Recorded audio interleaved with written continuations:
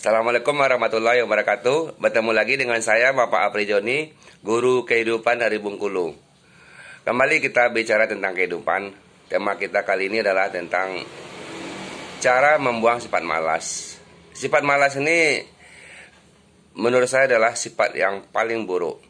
Karena setelah adanya sifat malas akan diikuti dengan sifat-sifat buruk yang lain. Boleh kita perhatikan. Orang pemalas itu cenderung pembohong. Orang pemalas itu cenderung calak, calak. Bahasa Bengkulu, bahasa Indonesia itu ya curang lah. Jadi sifat pemalas ini sangat buruk sekali. Saya tidak hanya mengata-katai, sekarang saya beri solusi. Jadi Anda ikuti video ini dengan sampai selesai. Bagi siapa saja, ya, ini solusi yang sangat bagus. Cara membuang sifat malas. Dalam konteks ini, membuang sifat malas ini, saya bagi 3 kelompok. Pertama itu namanya kelompok penarik. Jadi perilaku kita untuk menarik kita agar terbuang dari sifat malas. Harus kita lakukan ini. Pertama itu, hidup itu harus punya impian.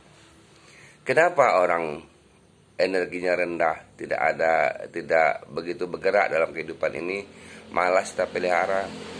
Karena tidak punya impian dalam hidupnya, tidak punya cita-cita, tidak punya tujuan dalam hidup. Jadi selama kita tidak punya impian, selama kita tidak punya cita-cita, selama tidak punya tujuan, kita tidak ada pergerakan, malas yang terpelihara. Kalaupun bergerak itu ala kadarnya. Seharusnya kita punya energi yang berlebih, punya kekuatan berlebih yang kita munculkan. Yang terjadi justru kita tindakan apa adanya, malah cenderung tindakan yang lemah sekali. Jadi kadang-kadang di Indonesia ini saya prihatin melihat orang-orang, kondisi yang ada. Maksud saya itu, kita ada kebiasaan di Indonesia ini, kalau sudah berumur 60 pensiun. Bahkan yang tidak PNS pun pensiun ya. Ini sebenarnya tindakan keliru. Cita-cita, impian itu tidak pernah berakhir. Artinya sampai tua pun tetap punya impian, tetap punya cita-cita. Makanya para pensiun itu banyak tidak bekerja lagi. Yang ada hanya ada akhirnya penyakit, banyak yang sakit. Kenapa? Karena selama dia bergerak ternyata tidak bergerak lagi, otomatis penyakit yang datang. Harusnya dia di hari tua itu lebih banyak lagi bergerak, ternyata tidak, kan otomatis dia menjadi mudah sakit. Jadi harus punya impian, harus punya cita-cita, harus punya tujuan, dan harus punya target. Orang yang mau bekerja keras karena punya target. Kalau mau kerja kita lebih keras lagi, ya target yang tinggi, target yang besar. Jangan target seadanya, buat target yang besar. Maka kita pasti terbuang terhindar dari sifat malas. Karena kita terpacu, ditarik supaya kita mau berbuat lebih keras lagi, lebih rajin lagi untuk mengejar target. Kadang-kadang aneh orang. Ada yang takut dengan target. Ini ciri orang nggak mau sukses ini. Saya pernah punya pasien. Dia berhenti bekerja pada perusahaan yang besar, yang bagus, yang menggajinya besar. Kenapa kamu berhenti? Katanya saya nggak suka kerja di sana Pak. Karena kayak saya dikejar-kejar target. Saya nggak suka bekerja dengan target. Saya ingin kerja santai apa adanya.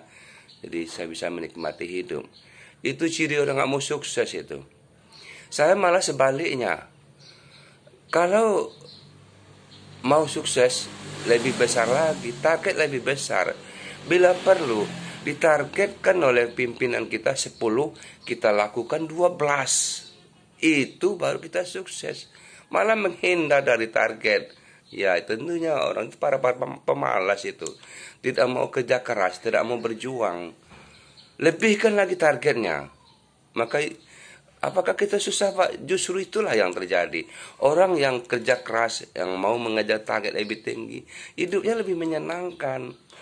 Tapi kalau Anda takut dengan target, hidup Anda penuh ketakutan terus. Itulah para pemalas. Para pemalas orang yang takut dengan bekerja keras, takut dengan target, takut dengan berkeringat, takut dengan berjuang. Yang ada hidupnya penuh ketakutan, tidak pernah sukses.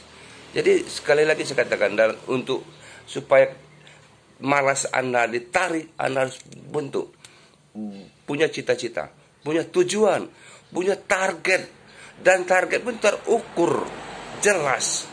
Ada target jangka panjang, ada target jangka pendek, ada target harian. Apa saja yang kita lakukan itu targetkan. Nah, kita pasti bergerak. Dan kita tidak akan terjadi kita malas-malasan. Karena dikejar oleh target ini. Harus itu. Jangan takut dengan target. Malah menghindar. Ya, saya ulangi, untuk menarik rasa sifat malas itu harus punya impian, punya cita-cita, punya tujuan, dan punya target yang jelas. Oke. Yang kedua itu suasana. Suasana dalam bekerja. Orang malas itu pasti ada masalah dalam pekerjaannya. Dalam suasana bekerja itu ada yang salah, ada yang tidak bagus, ada masalah di sana. Tinggal perbaiki. Masalah suasana itu apa saja, Pak? Banyak sekali. Sekarang setiap orang pasti mungkin berbeda. Mungkin di sana kita punya musuh, ya selesaikanlah persoalan kita dengan musuh. Mungkin di sana suasana bekerjanya kebersihan segala macam, ya dibersihkan dia. Mungkin suasana bekerja di sana tidak cocok gajinya, cari gaji yang cocok. Tidak cocok kita dengan teman, ya carilah tempat teman yang ini, teman yang bagus. Masalah musuh ya, masalah pertemanan dalam bekerja itu, ini saya sarankan ada 3 langkah yang kita lakukan. Apabila kita tidak sanggup, ada pertama itu kita lakukan adalah kita usir dia, kita keluarkan dia, berjuanglah Anda. Nak mampu, ya kita yang keluar dari sana. Nak mampu keluar juga nggak mau keluar, ya kita maafkan dia, kita bersahabat baik lagi dengan dia, kita minta maaf kalau kita salah, kita maafkan dia kalau dia salah, gampang kan? Dan ketika kita ada musuh, segera selesaikan. Supaya suasana bekerja itu nyaman, enak. Juga suasana hati. Suasana hati juga di rumah tangga ini. Kalau di rumah tangga, ribut, selesaikanlah cepat. Supaya rasa malasnya hilang. Selama kita masalah di rumah, banyak hubungan tidak harmonis di rumah tangga, biasanya orang akan muncul sifat pemalas. Ya. Kemudian ada lagi berurusan dengan penghasilan tadi, dengan gaji, ya kita carilah gaji yang lebih besar. Kalau saran saya lebih bagus tuh kita punya usaha sendiri. Biasanya kan lebih kencang gerakan kita. Karena gagal atau berhasilnya kita sendiri yang menikmati. Makanya kata Bob Sadino, biar usahanya kecil tetapi kamu bosnya. Ini lebih bagus. Supaya kita ada motivasi yang besar pada kita untuk berjuangnya, untuk bekerja kerasnya, ya. Masalah suasana ini, apapun masalahnya segera selesaikan supaya kita kerja itu enak dan ada motivasi, ada semangat di sana. Yang ketiga itu kekuatan pendorong. Kekuatan pendorong yang paling utama itu adalah dalam diri. Ada dorongan yang kuat dalam diri untuk sukses, untuk maju, untuk berkembang. Jadi harus ada dorongan. Kemudian ada lagi namanya dipaksa. Ini dalam kehidupan ini awalnya kesadaran. Ketika kesadaran tidak ada, harus dipaksa. Makanya saya kecil mengatakan para pemalas itu obatnya cuma satu, paksa. Dipaksa dia. Supaya apa? Supaya sukses. Bagi Anda yang dipaksa oleh lingkungan, dipaksa oleh anak istri, dipaksa oleh suami, misalnya oleh orang-orang terdekat, dipaksa oleh bos, oleh pimpinan, Anda jangan marah, Anda jangan musuhin orang yang memaksa. Berterima kasihlah pada mereka, karena orang-orang itu yang peduli yang ingin sekali Anda berkembang. Ketika kita dipaksa hal yang bagus, itu berterima kasih. Ini malah sebaliknya orang terjadi. Ketika dipaksa oleh pimpinan harus begini, dia malah musuhi pimpinan itu. Ya nggak mau sukses, berarti nggak mau maju namanya.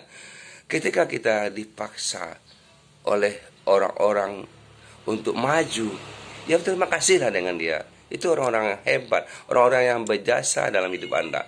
Suatu saat Anda berterima kasih dengan dia. Ingat waktu kita mengaji dulu, waktu kecil. Kita bisa mengaji kenapa? Karena waktu kecil dipaksa oleh orang tua kita. Kalau kita dipaksa masih kita melenceng, ya sekarang nggak bisa mengaji. Itulah orang-orang nggak bisa mengaji itu.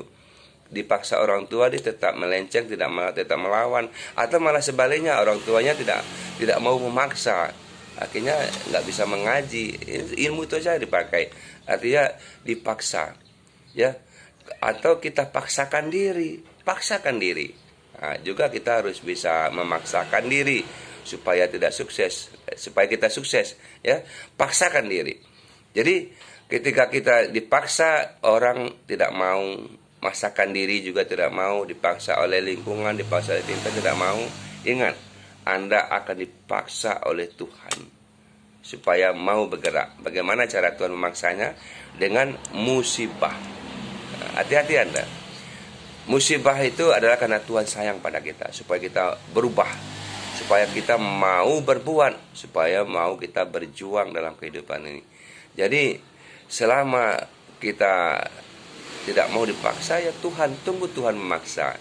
Saya mengatakan selama ini pandemi ini sebenarnya harus kita sadar, udah hampir selesai pandemi, bergeraklah kita. Karena kita sudah diuji, diberi cobaan, musibah oleh Tuhan. Sekarang kita harusnya setelah pandemi ini kita harus bergerak lagi. Kita harus bekerja keras lagi. Jangan sampai didatangkan lagi musibah yang baru. Enggak juga berubah, udah dikasih musibah juga belum berubah. Berarti kita yang bebal namanya. Itu bebal, tidak mau dikasih petunjuk, tidak mau berubah. Oke? Mulai saat ini tanamkan dalam diri kita bahwa kita harus bekerja keras, harus bergerak, harus banting tulang, harus berkeringat, dan harus sukses. Oke, semoga bermanfaat. Sekian dari saya, Bapak Apri Joni, Guru Kehidupan.